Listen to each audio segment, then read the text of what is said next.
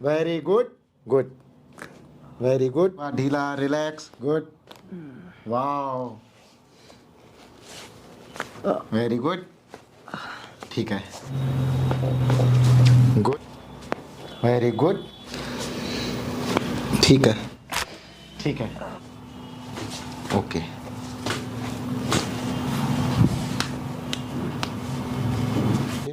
डाली वेट 20% और good, good, very good. ना, रिलैक्स।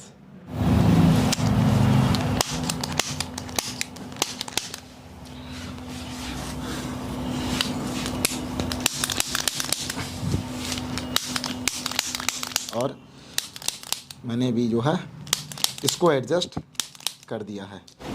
ओके, गुड,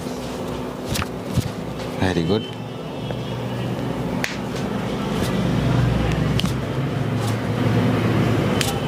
बस इसी, good, relax, very good, okay. ये है डिकम्प्रेशन, ठीक है। रिलैक्स करिएगा, है ना। जो भी मसल्स पेन होगा आपको चलना नहीं। Okay, good, very good. एक बार बताइए। मस्त लग रहा है।